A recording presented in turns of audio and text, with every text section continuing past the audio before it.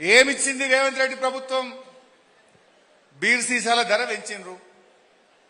పెంచిండ్రా? రేపో మాపో లిక్కర్ పెంచుతారట. రిజిస్ట్రేషన్ ఫీజులు పెంచిండ్రా? మొన్న పెంచిండ్రా? ఎంత పెరిగింది అచ్చంపేట్ల? డబులా ట్రిపులా? రిజిస్ట్రేషన్ ఫీజు పెంచిండ్రు, పెట్రోల్ డీజిల్ ధరలు పెంచిండ్రు, ఎరువుల ధరలు పెంచిండ్రు.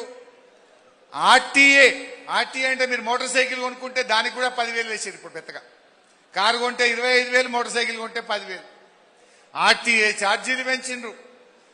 కేంద్రం పెంచుతుంది పెట్రోల్ డీజిల్ అని మనం అనుకుంటాం.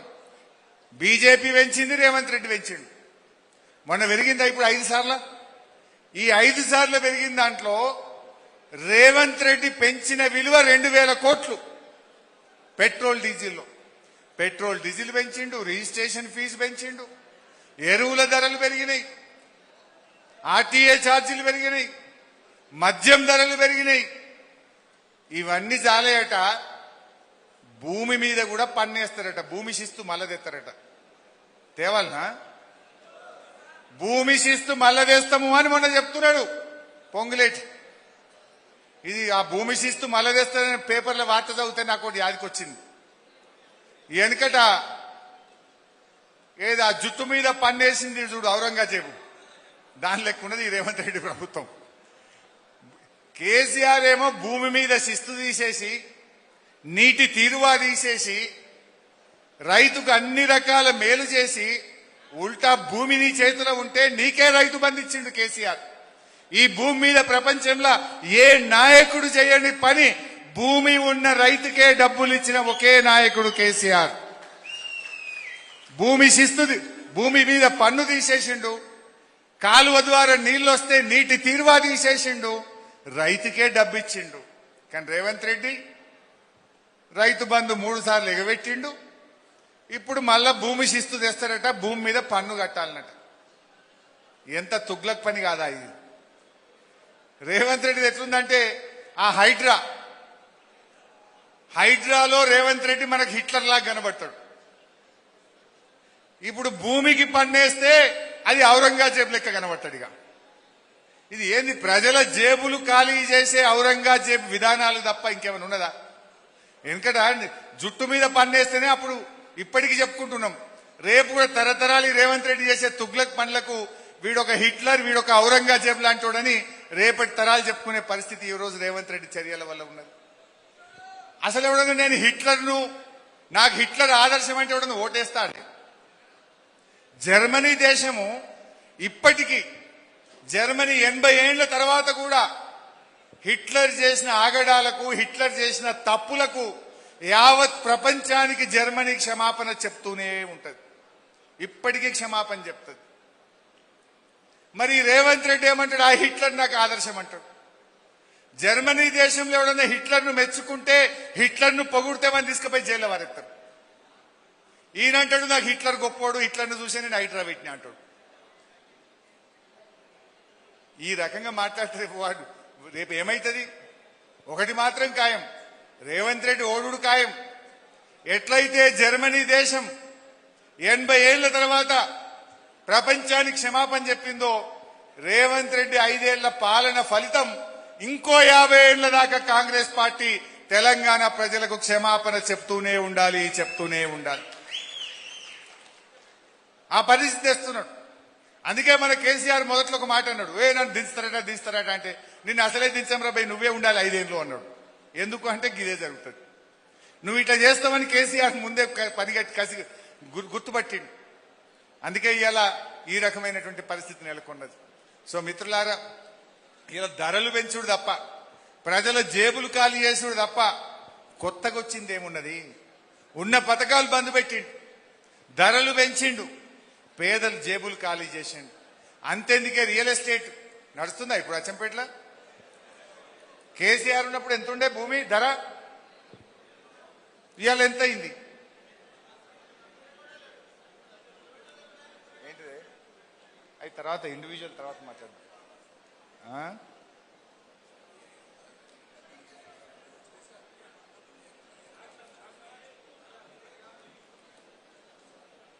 ఈ రకంగా జరుగుతా ఉంది.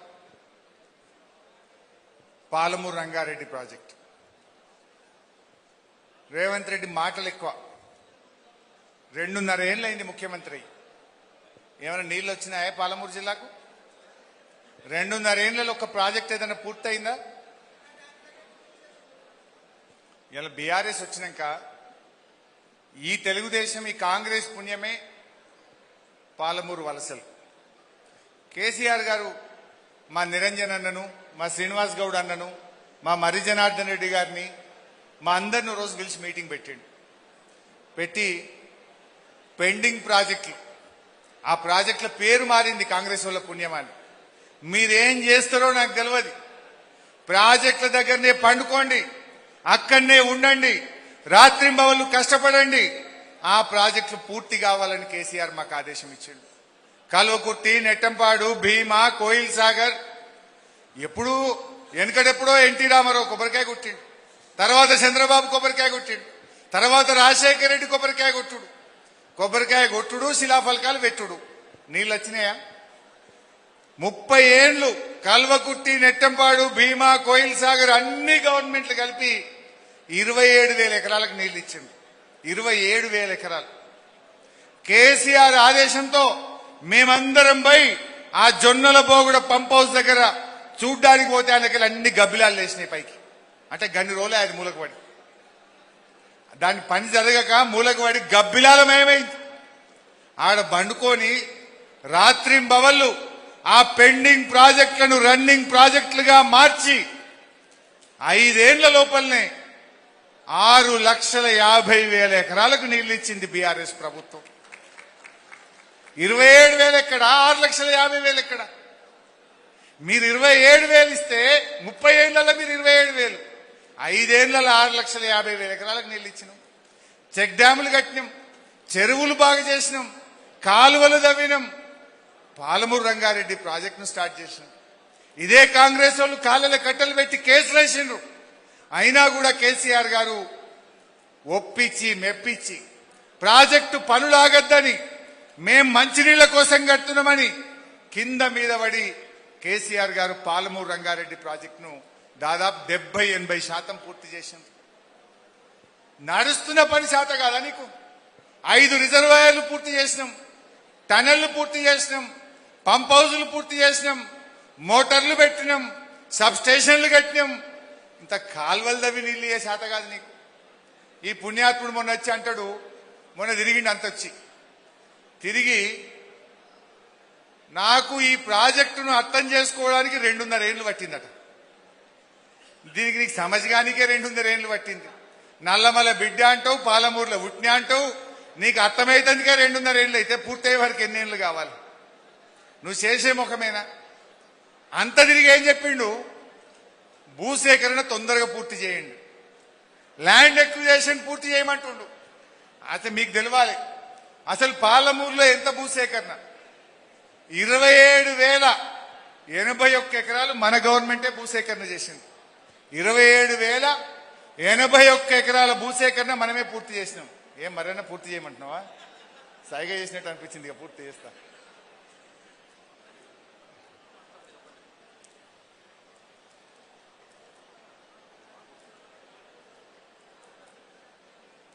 ఇరవై 27,081 ఎకరాలు పాలమూరు రంగారెడ్డి ప్రాజెక్టులో మనమే భూసేకరణ చేసినాం. మిగిలిందెంత? 150 ఎకరాలు. మిగిలిందెంత? దానికి 2 రోజులు రేవంత్ రెడ్డి తిరిగి నాకు 2.5 ఏళ్లకి ఇప్పుడు అర్థమైంది, ఆ 150 ఎకరాలు భూసేకరణ జల్ది చేయండి, పైసలు ఇస్తా అని చెప్పిపోయింది. అంటే ఆయన పని ఎట్లున్నదో, ఆయన కథ ఎట్లున్నదో మీరు అర్థం చేసుకోవాలి. మనం కల్వకుర్తి, వాస్తవానికి కల్వకుర్తి మనం పూర్తి చేసినాం. బేసిక్ కల్వకుర్తి ప్రాజెక్టు మొదలు దాన్ని ప్లాన్ చేసింది 2 లక్షలు, తర్వాత 330. మన గవర్నమెంటే 3,30,000 ఎకరాలకు నీళ్లు ఇచ్చింది.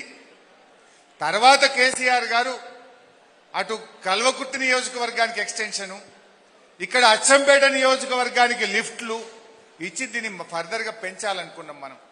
సో దట్ ఏంటంటే ఇంకా ఆయకట్టు పెరిగి 4,40,000 అయింది. సో అట్లా మనం వీటన్నిటిని పూర్తి చేసినాం. ఈ గవర్నమెంట్ వచ్చినాక జరిగిందైతే ఏమి లేదు. మళ్ళీ ప్రాజెక్టులు ఎక్కడేసిన గొంగలు అక్కడే ఉంది. మాటలు మాత్రం చెప్తున్నారు. ఇవాళ నిజంగా మనం ఉండుంటే ఈ పాటికి మన వట్టెం గాని కరువెన గాని ఏదుల గాని నీళ్లు నింపి బ్రహ్మాండంగా నీళ్ళు ఇచ్చుకునేటువంటి పరిస్థితి ఉండే. ఇలా కృష్ణా నీళ్ళన్నీ ఆంధ్రాకు పోతున్నాయి, ఇలా ఆంధ్రప్రదేశ్కి పోతున్నాయి తప్ప మన నీళ్లు మనం మళ్లించుకునే పరిస్థితి లేనటువంటి పరిస్థితి. సో ఇట్లా చాలా విషయాలు ఉన్నాయి. ఎస్ఎల్బీసీ టనల్ మీకు తెలుసు, మనందరం పోయినాం ఆ రోజు. ఇయాలటికి శవాలు బయటకు రాలే. ఆ ఎస్ఎల్బీసీ టనల్ ఇయాలటికి 3 కాలువ దవ్వలే, అది ఆన్నే మునిగిపోయినటువంటి పరిస్థితి. ఇవన్నీ కూడా రాష్ట్రంలో అటు ప్రాజెక్టులు ముందుకు పడతలేవు, సంక్షేమ పథకాలు ఆగిపోతున్నాయి, విద్యార్థుల చదువులు ఆగిపోతున్నాయి, రైతుల ప్రాణాలు పోతున్నటువంటి పరిస్థితి ఏర్పడ్డది. ఇప్పుడే మా అన్న చెప్తున్నాడు, మన్నెవారిపల్లి మర్లపాండ్ తండా మనం మునిగిపోయింది.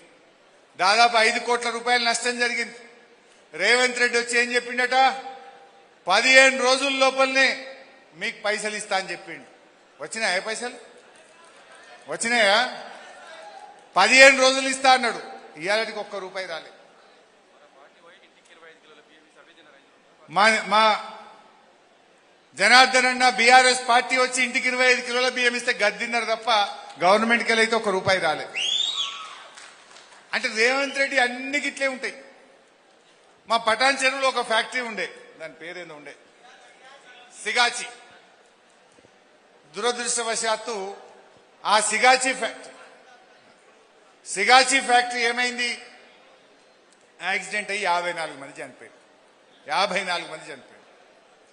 రేవంత్ రెడ్డి వచ్చినాడు, నేను పోయినా, అప్పటిదాకా పోలే.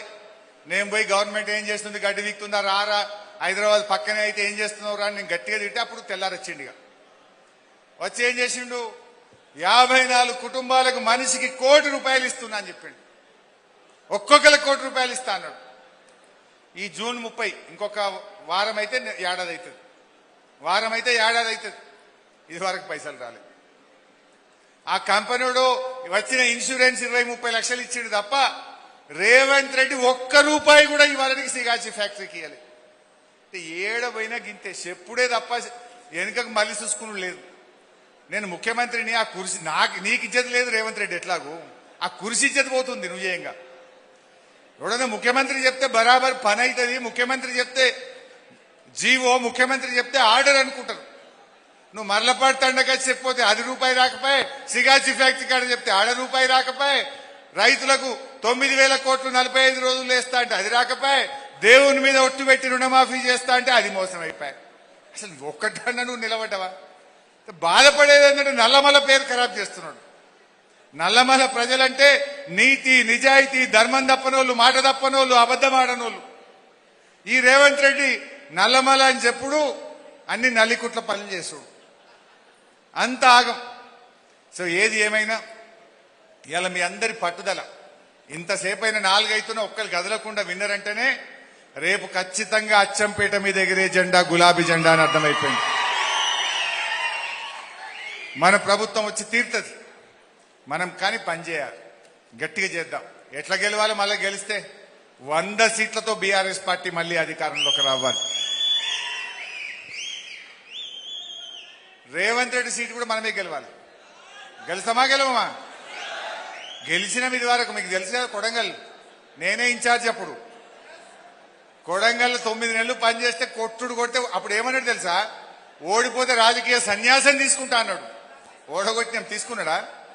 అన్ని మాటలు అప్పుడే, ఒక్కటన్న మాట మీద ఉంటే కొడంగల్లో ఓడితే రాజకీయ సన్యాసం ఇంట్లో వంట అన్నాడు. అన్నాడా? ఇవన్నీ గట్టె ముచ్చట ఉంటుంది. విషయం మీకు కుల్ల అర్థమైంది.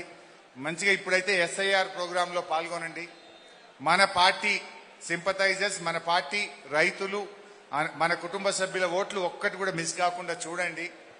ఈ రేవంత్ రెడ్డి మోసాలు, దగ ఇవన్నీ కూడా